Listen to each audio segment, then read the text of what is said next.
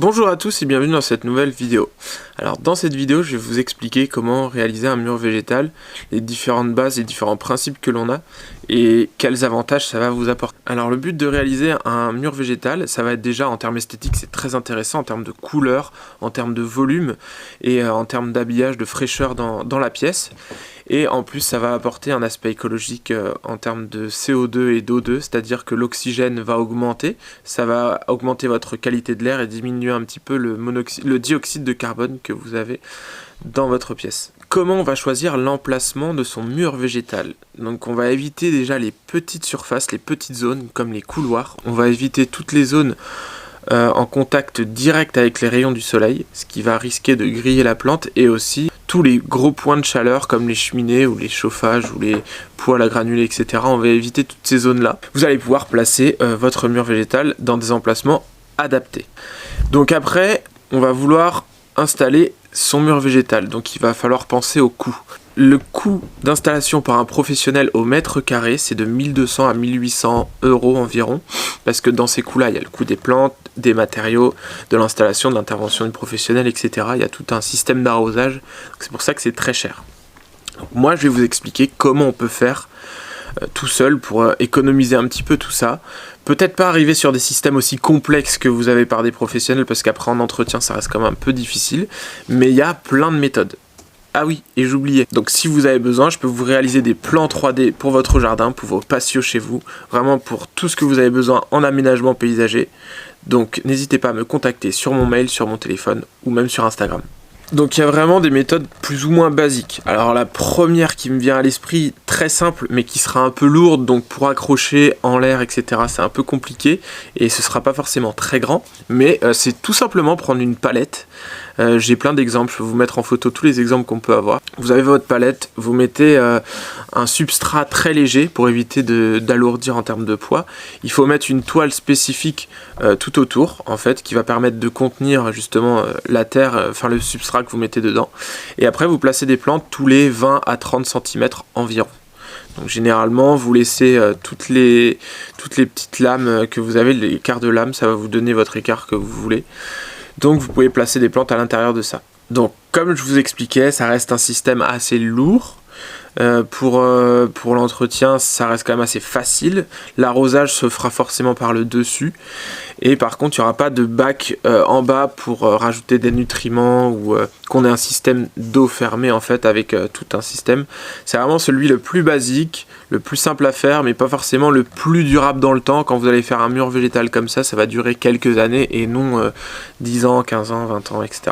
Ensuite, on a la méthode basique de l'inventeur du mur végétal, Patrick Blanc. Donc lui, ça a été le pionnier, le précurseur de tout ça en fait. Donc ça va être fixer des panneaux PVC contre le mur, donc avec des accroches quand même spécifiques. Donc tout ça, ça va être fixé sur une armature, et après en fait ça va être recouvert sur l'ensemble d'un feutre spécifique horticole. Et ensuite on n'aura plus qu'à mettre voilà, toutes les plantes que l'on souhaite. Donc cette méthode est très simple, vous avez des kits que vous pouvez acheter tout prêt. Ça reste une méthode un peu plus chère, mais c'est l'une des premières qui fonctionne justement très bien, qui a déjà fait ses preuves. Et après il y a une méthode un petit peu plus technique, plus lourde et plus onéreuse, c'est avec des gabions en fait qui seront pas très larges et qu'on va remplir d'une mousse spécifique. On peut aussi le faire avec des substrats.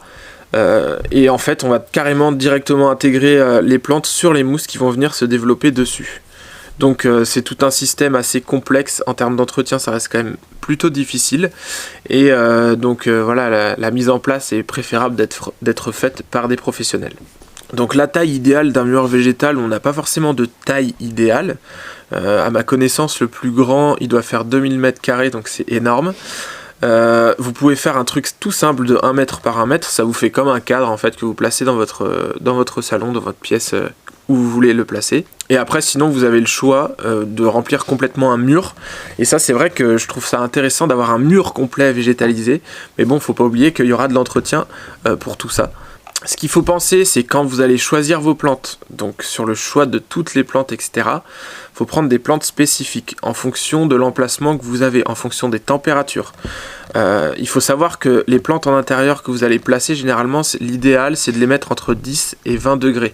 Évitez de les placer dans une zone véranda ou qui va être sujet à des grosses variations de température. L'hiver, il peut faire des températures négatives dans une véranda si elle n'est pas chauffée, si elle est un petit peu laissée hiverner, et l'été ça va faire des chaleurs quand même très importantes, donc ça les plantes elles ne vont pas du tout aimer. Donc pensez bien à l'emplacement, évitez tout ce qui est feuillage panaché ou de couleurs qui vont avoir besoin d'un fort taux de lumière, donc sinon ça va faire un trop gros écart avec les autres plantes que vous allez prendre et il y aura une grosse différence de développement. Donc toutes les plantes, essayez de les prendre de manière harmonieuse, qu'elles puissent pousser tous ensemble correctement et qu'il n'y en ait pas l'une qui prenne le dessus sur l'autre. Donc ce que vous pouvez faire, si vous avez un endroit qui n'est pas très bien exposé mais que vous voulez absolument le placer ici, vous pouvez additionner des lumières. Donc des lumières plutôt orientées sur les LED avec des lumens, c'est-à-dire le spectre de lumière qui va être situé entre 5500 Kelvin, aux alentours de tout ça en fait. Ça va vous permettre de donner une lumière du soleil naturelle. Si vous la prenez trop basse, après c'est pas forcément bien, et si vous la prenez trop haute, ça va faire une lumière trop claire et ça va être trop nuageux. Donc l'idéal c'est de l'avoir dans ces eaux là, mais bien sûr ça va varier aussi en fonction des plantes que vous prenez. Si vous allez prendre des plantes plutôt je dirais tropicales qui peuvent recevoir jusqu'à seulement 2% de lumière du soleil, là vous allez devoir prendre un spectre qui va se ramener plutôt autour de 2000 Kelvin. Si vous avez vraiment des plantes qui sont pareil plutôt ombre, mi-ombre, ça va être plutôt dans des hauteurs très hautes qui vont être plutôt sur les tendances à griser. Donc autour de environ 7000 voire plus.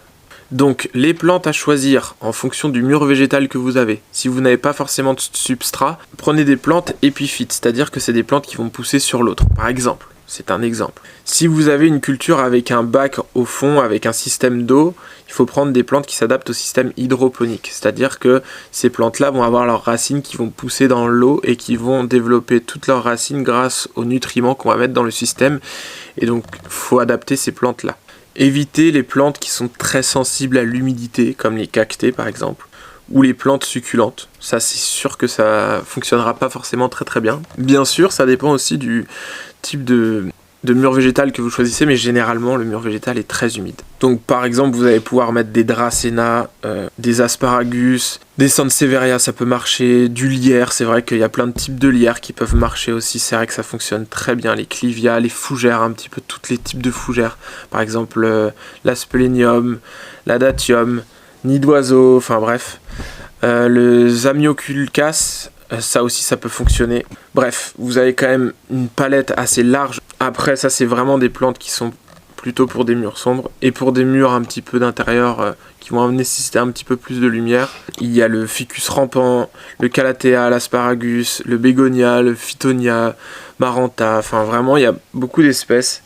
Et après, il va falloir choisir les plantes que vous allez mettre en haut et en bas. C'est-à-dire que toutes les plantes qui vont avoir tendance peut-être à tomber ou à habiller, vous pouvez les mettre en haut ou en bas, mais évitez de les mettre trop au milieu. Vous pouvez les mettre en panaché en fait un petit peu tout autour. Donc il va falloir panacher tout ça. L'idéal c'est que vous fassiez un plan avant de réaliser ce mur et ça vous permettra de bien vous orienter, bien gérer cette réalisation. Donc ce que vous pouvez faire en termes d'entretien pour votre mur végétal, donc comme je le disais, c'est soit partir sur un système hydroponique où vous avez tout un système d'eau fermé qui vient continuer sans arrêt. De temps en temps, il faut changer l'eau, vérifier les pH, il y a toujours des contrôles à faire.